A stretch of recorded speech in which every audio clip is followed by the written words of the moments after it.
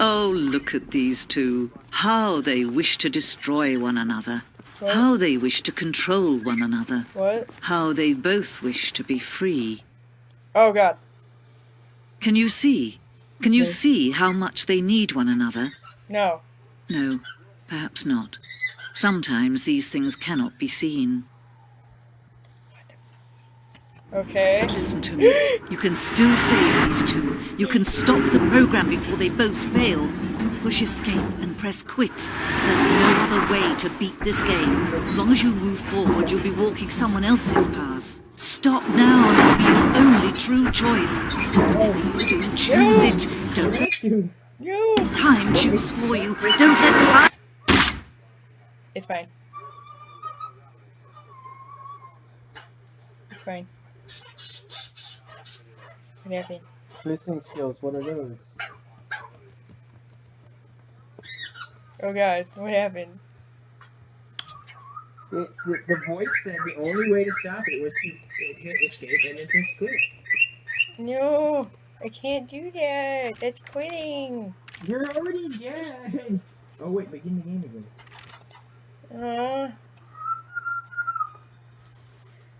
But that was the end. No, it wasn't. Never the end is. End is never the end. Okay. Or technically it wasn't. All of his co-workers were gone. What could it mean? Stanley decided to go to the meeting room. Perhaps he had simply missed a memo. No. What happens if you go right? When Stanley came to a set of two open, this was not the correct way to the meeting room, and Stanley knew it perfectly well. Perhaps he wanted to stop by the employee lounge first, just to admire it. Ah, yes, truly a room worth admiring. But eager to get back to business, Stanley took the first open door on his left. And so he detoured through the maintenance section, walked straight ahead to the opposite door, and got back on track. I probably am. Yet there was not a single person here either. Feeling a wave of disbelief, Stanley decided to go up to his boss's office. Hoping he might coming to a staircase, Stanley walked upstairs to his boss's office.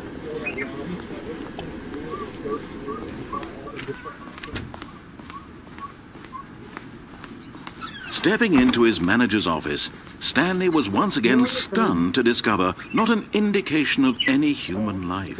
What could it mean? Stanley wondered aloud to nobody. No, you don't know. He began wildly tearing through papers on the boss's desk, pulling books off the shelf, looking behind paintings, desperate for clues to his situation. But his attention was caught by a keypad behind the boss's desk. What could its purpose be? In fact, this keypad guarded the terrible secret that lay buried below his feet. And so the boss had assigned it an extra secret PIN number, 2845. But of course, Stanley couldn't possibly have known this. Yet incredibly, by simply pushing random buttons on the keypad, Stanley happened to input the correct code by sheer luck. Amazing. He stepped into the newly opened passageway.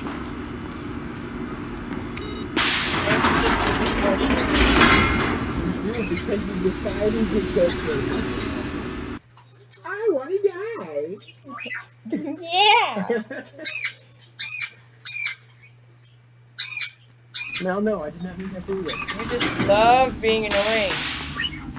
She's worried because you said you'd kill her. Stanley walked straight ahead through the large door that read Mind Control Facility. Fucking guy.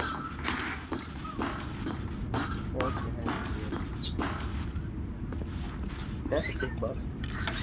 The lights rose on an enormous room packed with television screens. Oh God. What horrible secret did this place hold? Stanley thought to himself. Did he have the strength to find out? Well, there's not a jump option, so... Now the monitors jumped to life, their true nature revealed. Each bore the number of an employee in the building, Stanley's co-workers. The lives of so many individuals reduced to images on a screen. And Stanley, one of them, eternally monitored in this place where freedom meant nothing. There's so many tricks. Except worse. This mind-controlled facility, it was too horrible to believe. It couldn't be true. Had Stanley really been under someone's control all this time? Was this the only reason he was happy with his boring job? That his emotions had been manipulated to accept it blindly? Get me out of here. No. He refused to believe it. He couldn't accept it. His own life in someone else's control? Never. It was unthinkable, wasn't it? Was it even possible? Oh God. Had he truly spent his entire life utterly blind to the world? How could I? But here was the proof. The heart of the operation. Controls labeled with emotions. Happy, or sad, or content. Walking, eating, working. All of it monitored and commanded from this very place. And as the cold reality of his past began to sink in, Stanley decided that this machinery would never again exert its terrible power over another human life. For he would dismantle the controls once and for all.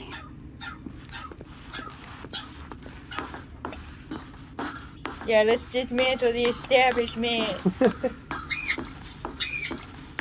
What does that do? Nothing. Something's spinning. That's always been spinning. Oh, okay. I knew that.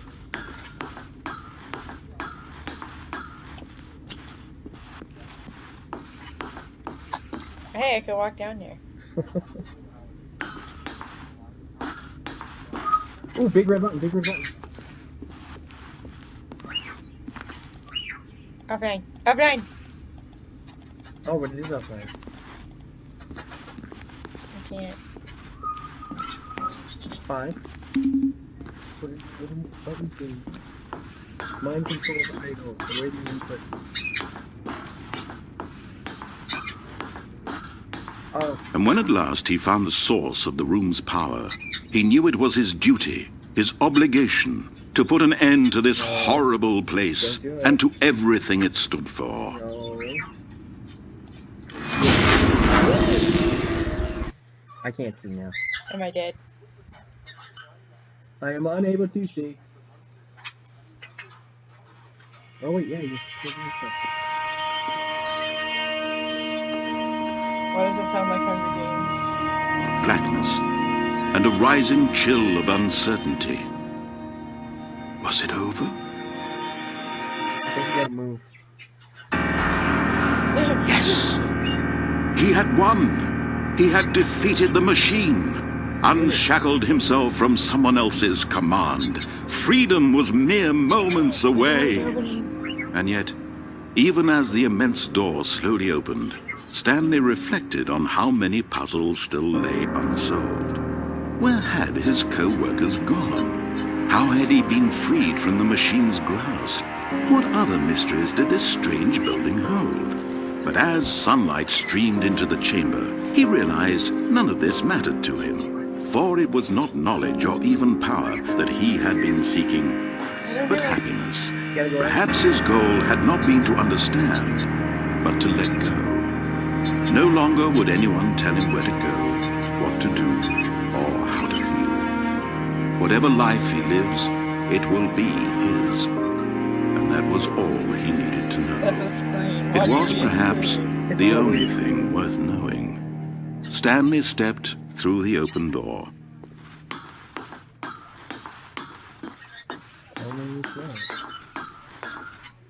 Stanley felt the cool breeze upon his skin, the feeling of liberation, the immense possibility of the new path before him. This was exactly the way, right now, that things were meant to happen. And Stanley was happy. He was happy. I'm happy. Happy. Hey. Beat I the know. game. You beat it. Are you serious? Nuh-uh. But think about this. I'm assuming that all those other quote-unquote mysteries are other, like, endings. Like the ending where you die. All of his co-workers were gone. What could it mean? Let's Stanley start decided to getting go to the ready. meeting room. Perhaps he had simply missed a memo.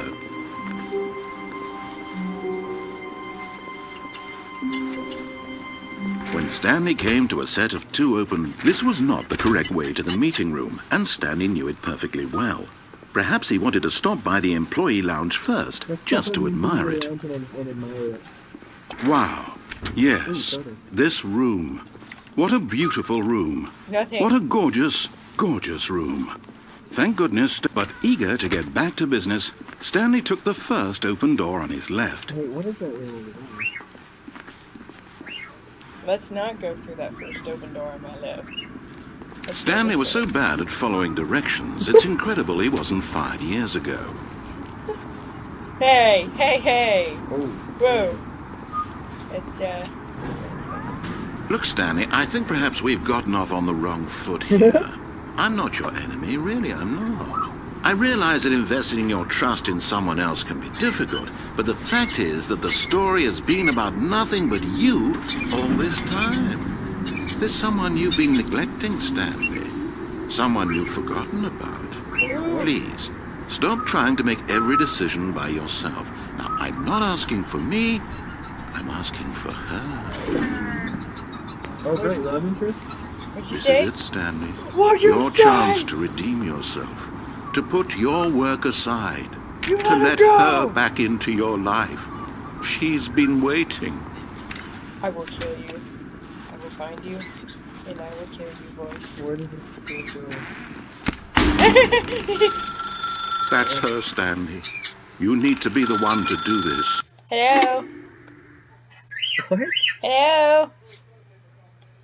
Who is it? Whoa. Okay. Oh, Stanley, is that you? Oh shit. Hold on, sweetie. Sorry to keep you waiting. I'm just pulling the bread out of the oven. All right. I think it's... Okay, there we go. All right, now, I want you to come in and tell me all about your... Gotcha! Oh, come on. It's Did you actually think you had a loving wife who'd want to commit their life to you? I'm trying to make a point here, Stanley. I'm trying to get you to see something. Come inside. No. Let me show you what's really going on No! here. No! It's a mannequin! I don't want that! You have no choice. No, I don't want it. It's scary. This is a very sad story about the death of a man named Stanley. Just don't look at it. Press 7 on your keyboard. Stanley is quite a boring fellow. He has a job that demands nothing of him, and every button that he pushes is a reminder of the I'm gonna kick you in the inconsequential face. nature of his existence. Look at him there, pushing buttons, doing exactly what he's told to do. Now he's pushing a button. Now he's eating lunch. Now What? he's going home. No. Now he's coming back to work. I don't wanna. One might even feel sorry for him, except that he's chosen this life. No, 4. I don't wanna. Let's not. I don't wanna go near the fucking thing. It's not gonna touch you. Yes, it is. It's gonna choke me. I'm gonna stay in the corner. But in his mind, in his mind he can go on fantastic adventures. I can't go From anywhere. behind his desk, Stanley dreamed of wild expeditions into the unknown. Fantastic discoveries of new land. I too It was picture wonderful. fantastic And each day that he expeditions returned to into the work unknown. was a reminder that none of it would ever happen to him. What the fuck? Watch TV. And so he began to fantasize about his own job. First, he imagined that one day while at work, he stepped up from his desk to realize that all of his co-workers, his boss, everyone in the building had suddenly vanished off the face of the earth. The thought excited him terribly. What? What? What boys? Sometimes So it is. he went further. He imagined that he came to 2 open doors and that he could go through either. At last, choice. It barely even mattered what lay behind each door. The mere thought that his decisions would mean something was almost too wonderful to behold. As he Oh my wandered through God. this fantasy world, he began to fill it with many possible paths and destinations. Down one path lay an enormous round room with monitors and mind controls. And down another was a yellow line that weaved in many directions. And down another was a game with a baby. And he called it the Stanley Parable. Tell your kids a story. It was such a wonderful fantasy, and so in his head he relived it again, and then again, and again, over and over, wishing beyond hope that it Can I would do never something end, else now? that he might always feel this free. Surely there's an answer down some new path, mustn't there be? Perhaps if he played just one more time. Tell your wife you love her. But there is no answer. What? How could there possibly be? In reality, all he's doing is pushing the same buttons he always has. Nothing has changed. The longer he spends here, the more invested he gets, the more he forgets which life is the real one. What the fuck? This is annoying.